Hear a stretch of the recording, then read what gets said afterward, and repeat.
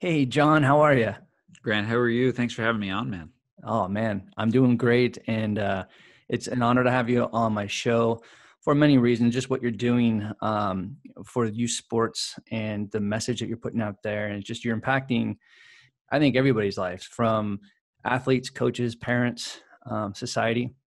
So I'm really excited today to talk about the challenging dynamics within youth sports and also how to coach the heart of the athlete. So I'm really excited to pick your brain on these topics. Yeah, man. Well, let's dive in. I love it. All right. Well, let's, as I always say on every show, one of my favorite topics is talk about mental toughness. So when you think about being mentally tough or mental toughness, what does that mean to you? You know, I think I look at it twofold. Number one, we often look at mental toughness just from an athlete perspective, and that's the ability to deal with adversity and overcome setbacks and reframe the voice in your head into, okay, how do I overcome this? How do I get through this? How do I move on? How do I focus on the process? For me, that's mental toughness from the athlete perspective. What I spend most of my time doing, though, is working with coaches. And when coaches come to me and say, can you make our athletes mentally tough? My first question is, well, are you creating an environment where they can be mentally tough? And that the way they answer that usually depends on whether we'll work together or not. Because some people say, no, it doesn't matter what I do, you just fix them. And that's not going to be a good fit. Right. And so, but when they are taken aback and say, wow, I never really thought about it that way before, now we have something to build upon. So mental toughness, from a coaching perspective, is an environmental issue that you allow it to happen or you crush it. And so we got to stop blaming our athletes all the time. Yeah. I love that. Creating culture, creating an environment. And John, I've done 100 and something shows, and I asked that question, and I know my listeners have heard me say this a lot, but there hasn't been a person yet that has actually given me that kind of answer. And that's the thing about when you think of mental toughness and grit and confidence, we all know what it means, but we all have a different internal representation. And I think creating an environment is huge.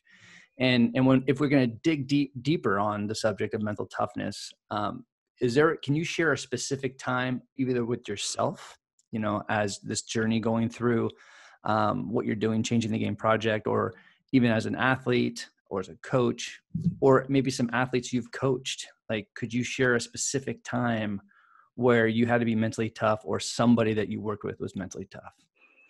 Oh, I mean, dozens of times for sure in my own athletic journey. When I was 18, I had a really, really bad injury, a tib fib fracture, one of those ones that you see on TV. And I had one. nowadays they go, yeah, we're not going to show that. And yeah, so I had one of those. And the comeback from that was it was such an interesting time because that's when I realized I love soccer, right? And that I was willing to do the work. It came back to play and play in college and play pro for a while. But that comeback from that, I think injuries are such an interesting thing because the physical recovery and the mental recovery are two different things. And we're so focused on the physical timeline of return to play from that ACL injury, right? 6 months, 8 months, 9 months, whatever it is. And we don't pay attention to the mental return to play, which is usually well over a year. And we're starting to see our professional athletes now, in the NBA especially, say, you know what, taking the whole season off, not coming back. I'm going to make sure that I'm really ready to come back. And so that's really interesting. And so I think about the physical comeback for that and how long that took. And it was really a couple of years.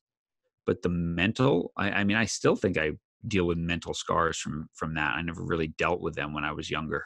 Yeah.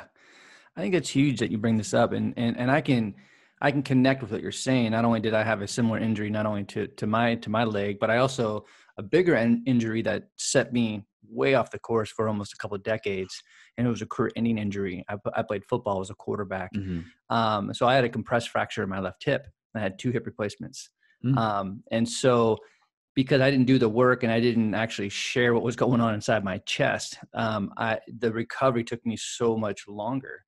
And I think when like you said, you're talking about the physical aspects, how does an athlete come back from your type of injury or any injury and have confidence in their body?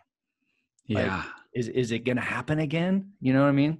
Yeah, I mean, certainly, when you're a football quarterback, can I take that first big hit, right? As a soccer player, right? That first tackle, will I go in hard? Will I believe that I'm going to be okay here? And it's such a, yeah, it's such a difficult thing. Will my knee hold up, to the cutting, to this, to that? And Yeah.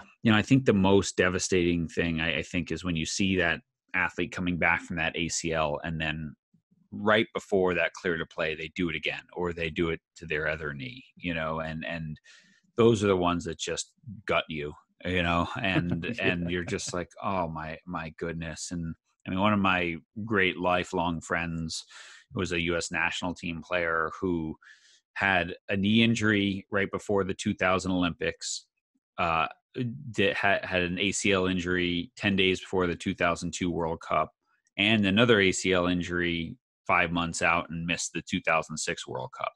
And it's just like, just that, when I look at how he views those injuries in his life, and I mean, it's just incredible, and he had this amazing career, and yet also at the same time, he missed the three biggest events of his life. Is that crazy? Yeah. That's crazy.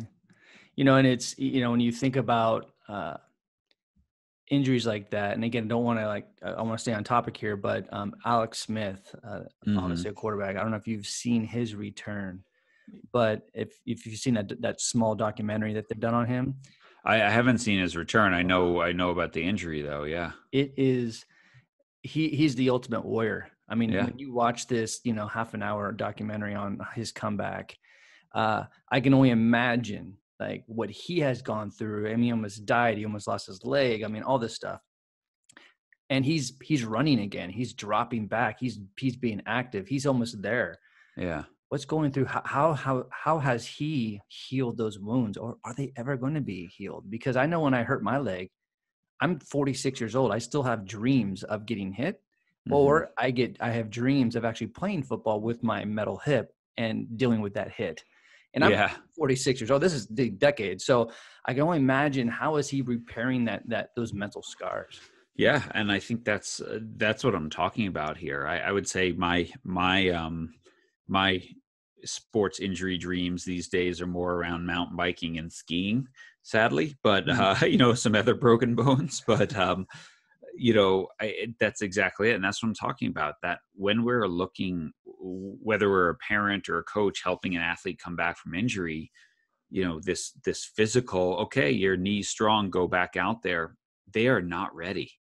They will be well behind where they were when they got hurt, and helping them get through those moments of, wow, I'm not sharp, I'm not mentally sharp, I'm not quick, I'm not, my touch is bad, whatever the sport is, Yeah. right? That's part of the comeback. And we really have to say, no, your timetable is not 6 months, it's a year. And so, yeah, you're back on the field here for 3 or 4 months, but you're not back yet, right? You're not Right. back yet. You're not back fully whole yet. And we need to spend more time coaching that part of it as well. Yeah. The inside out. Right. Mm-hmm. Mm-hmm.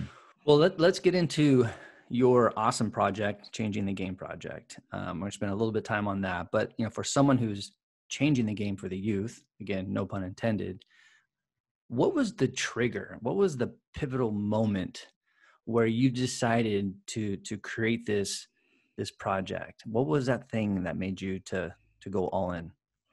I talked about this in my TED talk, as there's never just one moment, right? But there's maybe that trigger moment that brings it all together. And in my TED talk, I talked about this moment watching my daughter at the time, 6 years old, playing soccer. And, it's like a great 6-year-old soccer game, right? It's sunny, no one's angry, everyone's positive, the kids are making mistakes, and everyone's okay with it. And then right next door was just the antithesis, this 10-year-old boys soccer game, and everyone's screaming at the kids, and they're yelling at the coach, and they're yelling at the referee who's like 13, right? And everyone's going crazy, and I'm going, wow, what's wrong with people? Like, why do people think that's good or that's right? And does anyone on my field want to go there in a couple of years? And that was kind of this moment of like, maybe I can help and share. And it started with writing a book called Changing the Game, which is really for parents on how to help your kids in sports.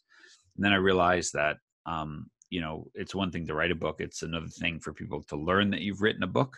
And so I started a blog around it, and that kind of became Changing the Game Project, which has since morphed into Way of Champions podcast. And, I just published another book in December. And so, a couple of books and podcast, I think I'm a little bit ahead of you, but 170 something podcast episodes. I And saw that.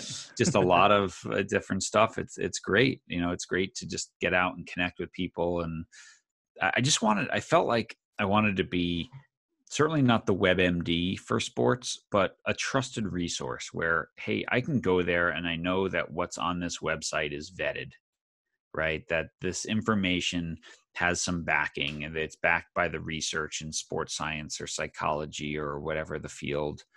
Because I didn't feel like there was a ton of that out there. I thought there was a lot of opinion. And so, I was trained as a historian. And so, when you get degrees in history, you're like, you're not ever allowed to have your own opinion. You just have to back it up. And so Right. that's how I've always written. And it seems to have worked well in the sports world, for sure.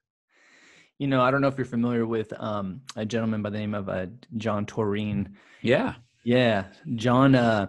He was the head of strength and conditioning for the Colts for years. And he's doing something a little bit similar to what you're doing, Mm-hmm. but he talks about the moment where the shift for him was like when he went to, his children's baseball game, and Yeah. from afar as he's walking, he's seeing this scuffle, and then there's just a full out brawl. Yeah. And I can't remember the exact story if it was coach against coach against an umpire, or a parent against a coach, but there was, there's this recklessness. And Yeah, so I mean, does it even matter who it was, right? Right. It's still a 9-year-old baseball game. Why are you fighting? Exactly. So I can only imagine. I think it sucks that we have these things that catapult us into what we're doing, but we got to make sure this stuff gets rectified. And so, Mm-hmm. and I love what you're doing now. When you think about all the different things, now I don't know if the word is, if I can use this word, destroying, but from your perspective, like, what do you think is the major contributor of destroying youth sports, or at least changing the landscape of youth sports? Because I know there's a ton of dynamics out there. Well, I certainly think that, pre-COVID, the fact that youth sports is this $18 to $20 billion industry means that there's a lot of momentum with preserving the status quo. And so anytime you're going to try to change that, it's going to take a while to turn that ship. And so I think that's one of the big things, right? And because it's become such a big business, sadly, and not everywhere, there's amazing coaches, there's amazing programs, there's amazing, leagues that do it right. But in many cases, youth sport has become, the word that I use was adultified, which it's become about the values and the priorities of the adults and not the children playing. And so adults are about achievement. Adults are about getting ahead as quickly as, these are adult values, right? Right. Not just hanging out with your friends, not just enjoying it for the sake of enjoying it. The adult world is, I got to win, because if I don't win, then I'm the loser, right? If I didn't get the sale, then I failed, and whatever. And yet sport is about the process and developing, and children's sport especially is about, making it competitive. Like, you go to an elementary school and watch the pickup soccer game or football game at recess. The kids don't stack the teams. They make them as fair as possible, right? And if one team's killing the other, they change the teams. But as soon as adults get involved, what happens, right? Like, we want to stack the teams, right? 4 kids and a ball, what will they do? They'll play a game. 4 kids, a ball, and an adult, what will they do? They'll set up a drill, right? And it's like, and so these are adult values permeating into children's sport that's by all the evidence and all the research, very, very unhealthy for the children participating. And how do we know that? Well, because most of them quit. Right. Exactly. And I love that word adultified. And, you know, I don't know if you know, I have another show with Jake Plummer, a former all-pro quarterback, and he's super, I mean, he's got a stance and I'm with him on specialization. And he talks about, you brought up recess. It's so funny. He tells a really great story about where he became a great athlete is on recess, on the playground, because recess wasn't about just playing football.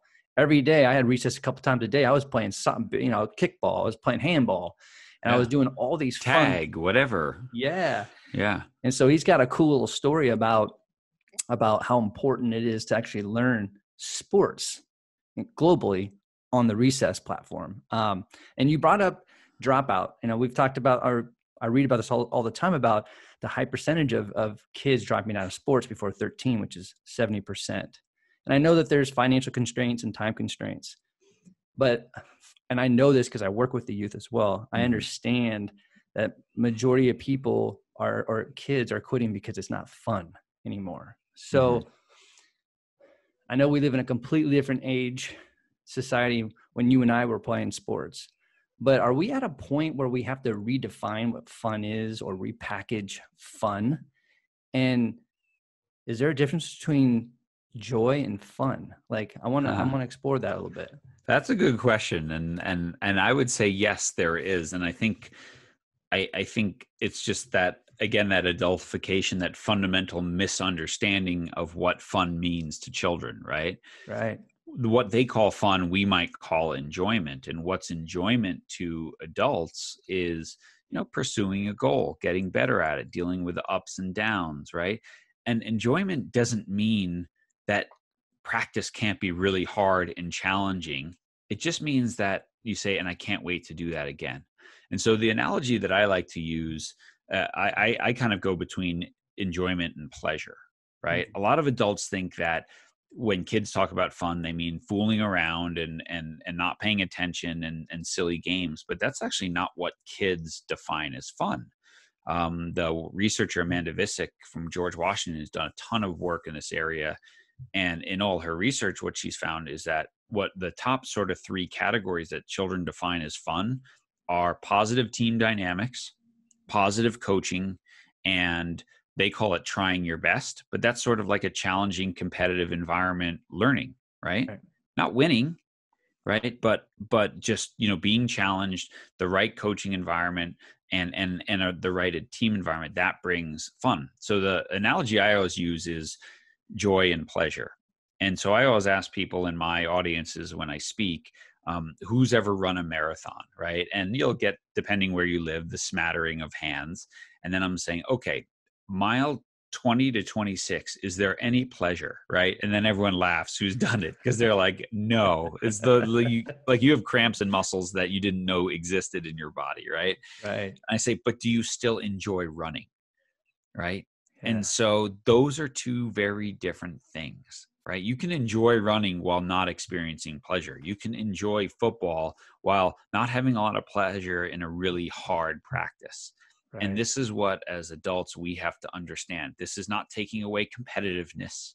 This is not taking away a great, challenging learning environment that is constantly saying, good, now do this, good, now do this, right? And then making people, helping them become, achieve mastery. But what it's not about is making it, miserable. So it can be competitive and it can be fun. And in fact, it has to be both, because as soon as that enjoyment goes, then the kids go soon after. Absolutely. Absolutely. And I kind of want to just kind of turn the ship a little bit just in the direction of specialization. Mm-hmm.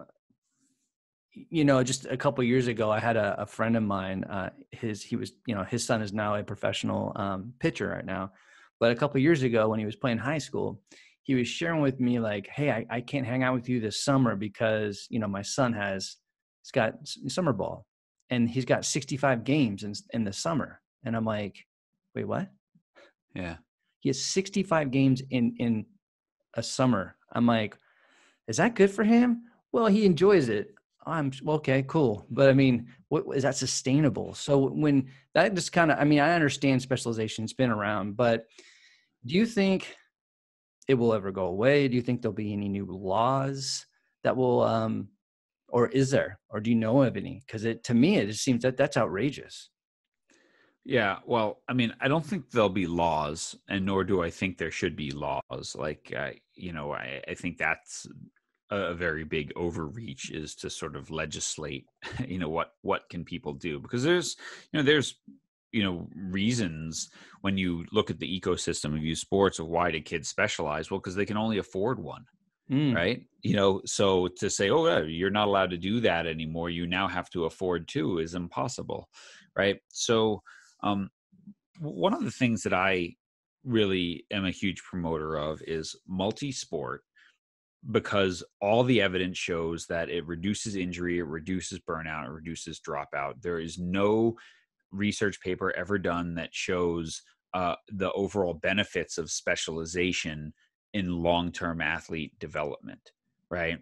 Um, what it what If you can't have multi-sport, you do still have to have multi-movement, right? uh, So strength and conditioning, yoga, martial arts, things that teach you to move your body. Now, if you go to a professional soccer club in Europe, you get a multi-movement experience even though you're playing lots of soccer. They have gymnastics gyms, you do parkour. They develop the athlete, right? And then they layer on the skills. And in North America, we like to layer on the skills and then hope the athlete evolves later on. And that's why so many kids break down, right? The pitcher's elbow only has so many throws in it before the UCL is going to break. It's yeah. just like that's what everyone says. And so um now the problem, and I understand this as a parent, is that the system promotes specialization. And once you're out of the pipeline, it's really, really hard to get back in. Mm, So if you don't specialize, you end up out of the pipeline and it becomes this self-fulfilling prophecy. And so these are the two dynamics. All the evidence says there shouldn't be a pipeline that young. And the business of sport says, but to stay in business, there needs to be.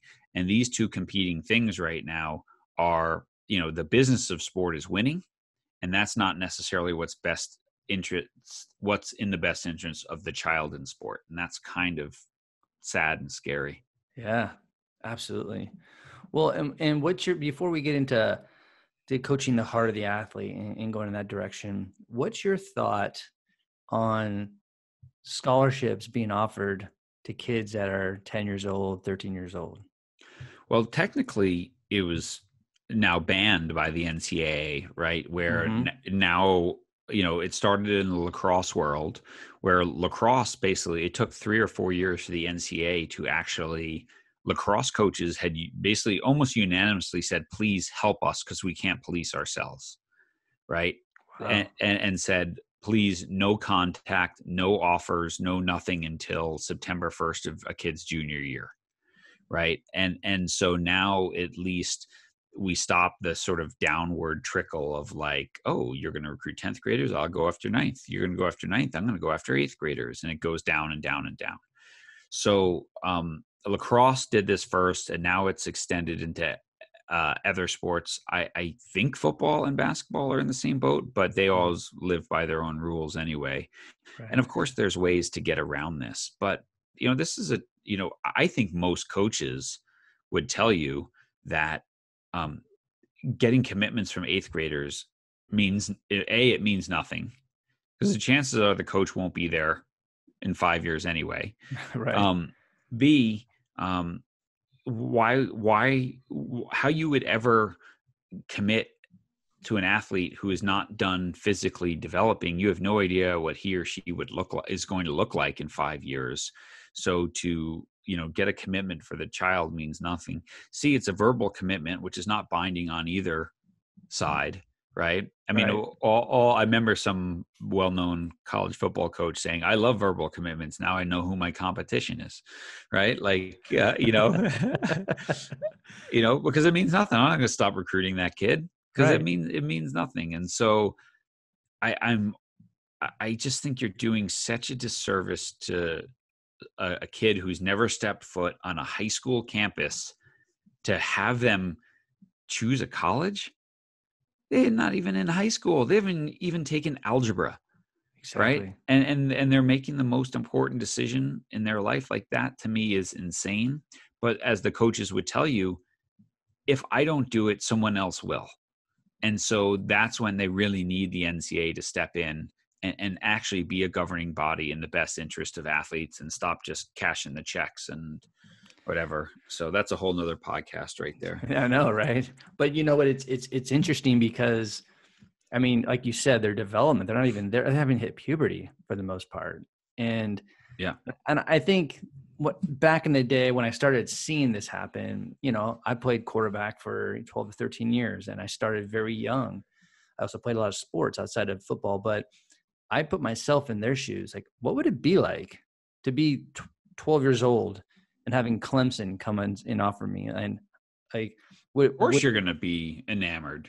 sure, but there's gonna be a lot of pressure, and that kind of pressure that I have to now be introduced and exposed to, it might be a good thing, right? It might be a bad thing. So I don't know. It just, you know, as I was thinking about this podcast, I'm like, I want to pick your brain on that, just because I think it could do more damage. I think more than anything. Well, I mean, I think the point is not you can argue that it's a good thing because you Right. learn to deal with the pressure. You could argue that's a bad thing because we tend to focus on the survivors and not the kids who fizzle out because of that pressure, right? Mhm. Anyone heard of a golfer named Ty Tryon, right? Like, he's the guy who was the next Tiger, but never made it on the pro tour, right? But at 18, he was the next greatest thing, right? And he fizzled out. So we focus on the Tigers and not the 10,000 wannabe Tigers who didn't make it, Mhm. and hate their dad, right? Which is a whole Right. different story.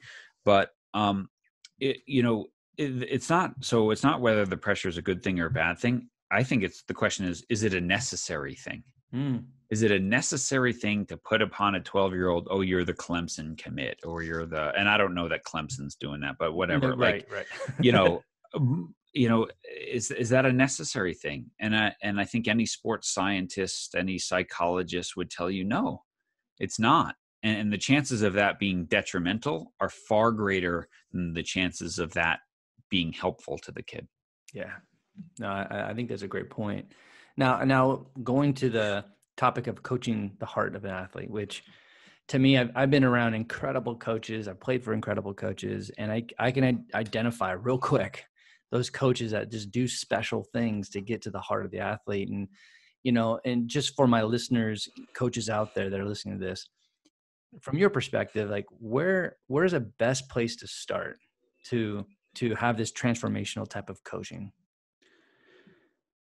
I think, first of all, we have to start as a society, as sport governing bodies, in our coaching education to make people realize this, that sport is about, right, that coaching is about connection. Coaching is a relationship business. It's not an X's and O's business. And the best coaches will tell you that. And I think the best coaches, sing that from the rooftops, right? You look at Dabo Sweeney, you look at Pete Carroll, you look at Steve Kerr, or Brad Stevens, right? Yeah. They're telling you Jurgen Klopp in soccer, coaching is a relationship business. Yet when we educate coaches, all we do is teach X's and O's.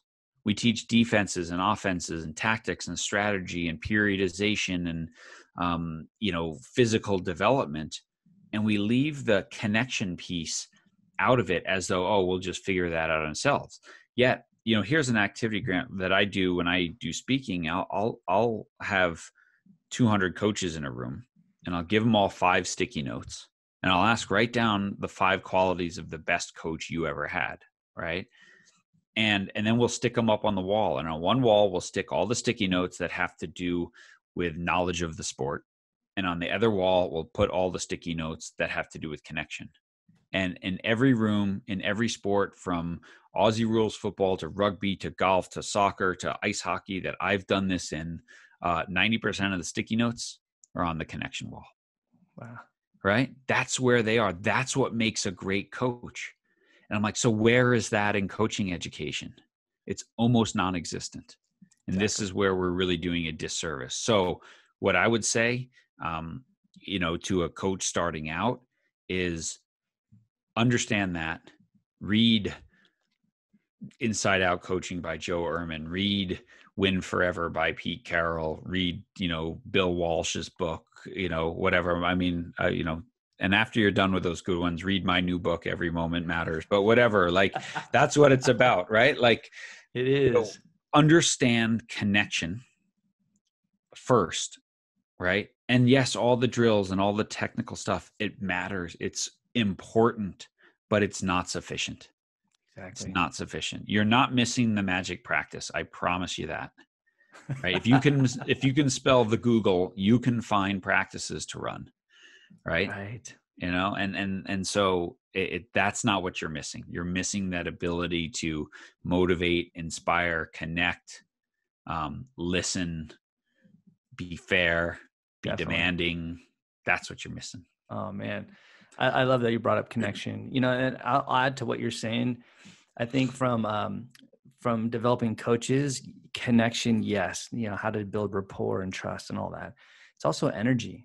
I think there's a lot of times if we fail as humans, I think to really check our energy, to understand our energy, how to enhance our energy. And I mean, people are going to see your energy and feel it even before you even say a word. So I think there's a huge opportunity to teach coaches how to actually to have energy management in a positive way. Oh, for sure. I mean, to start out my book, I quote in my first chapter, again, my friend Joe Ehrman, to be a better coach, you have to be a better you. Yeah. So it starts with you doing the inner work, and whether that's physical, mental, emotional, right? How many coaches have not come to terms with how they left their sport? Especially people like you and me who may left because of an injury. Right. Or your last contract got terminated and all of a sudden you're done. Right. And it's like, so you never come to terms with being a player, and you never deal with that emotional baggage. And all of a sudden, well, how do I stay in the game? Well, I'll just coach. And yet you bring all that baggage to your coaching. And it's like, wow, that can be really destructive for the kids that you're coaching. For sure. That's a great point, man. There's so much more I can, we might have to do a part 2 on this. Yeah. Amen. But there's one question that I love asking everybody before we sign off here. It's about reflection. And I think this is where we do a lot of work as far as our development is when we reflect. So when you look at the moment that you started this journey, right, Changing the Game project, all the way up until now, what do you think you've learned the most about yourself? I've learned that I think where I've done the most work on myself was that in my coaching journey, the younger I was, the more reactive I was. And so I've gone from someone who reacts to someone who responds. Right. So my tendency was to react. And I'm not saying I don't do that, because of course I do. But I think I've gotten better at taking a breath and responding and looking at what does that athlete need in this moment, or what does my team need in this moment, instead of what's going to, usually when we react, it's like vomit, right? We feel better and everyone else feels worse, right? And it's like, and so I've tried to have less of those moments. And one of the things, I still coach, even though I travel a lot. Well, I don't travel right in this moment, but still travel a lot and speak a ton, but I still coach. And so my kids that I coach, I did a group of middle school girls for a couple of years, and now I have middle school boys. That's kind of the age I really love to coach. They're also kind of my petri dish of like, oh, this sounds like a cool idea, and let me see if I can implement this in my coaching. And some of the things that I've learned from my guests and the coaches that I've met have been absolutely fantastic, and some have been spectacular failures. So, so sometimes at the end of a practice, I'll say to my kids, like, I didn't work out so good, did it? No, coach did. Sorry about that. All right, let me see if I can tweak that or do something better. And I think so that right there is also being vulnerable. And I thought I was taught as a young coach that vulnerability was weakness and that players don't have a say in anything. And what I've learned is that vulnerability is a strength, and that when you admit that you didn't get it right, they're far more likely to look at themselves and say, "What can I do better as well?" Oh man. And again, that's a topic I love talking about. My mentor has a beautiful, statement with vulnerability. If you can get so present in the moment and to be vulnerable, he always says victory goes to the vulnerable. We all Mhm. know that, from Brene Brown. I mean, it's courageousness, it's being brave. And you and I grew up in an age where that was a weak word. Yeah. And so I love that you brought that up, but I also love, as far as your reflection of reacting versus responding. To respond, as I'm hearing you, it's more present. You're more present on how you're moving with a situation versus just reacting and hoping whatever just came out of your mouth or your body language And is, yeah, response has to do with your training, yeah, right? That has to do with what you've learned, your character, um, how you've understood yourself, how you've understood the people you work with. That's responding, right? And it's the same with our athletes, right? That we don't want them to react to a bad call. We want them to respond to a bad call, yeah, right? And so who better to model that than us, right? Because if we're exactly. telling them to respond and all we do is react, they're gonna become reactive too, right? Exactly. Exactly. Exactly. Well, how can they follow you on social media, learn more about your project, and buy your books? Yeah. So the mothership is changingthegameproject.com. That's kind of the hub that everything connects to. We're on Twitter. We have a big Facebook group as well. You just look for Changing the Game Project. I think Twitter is at ctgprojecthq. And then the books are Barnes and Noble, Amazon, things like that. My new book for coaches is called Every Moment Matters: How the World's Best Coaches Inspire Their Athletes and Build Championship Teams. And my first book was called Changing the Game, and that was, a guide for parents on sort of the mental side of the game. Beautiful.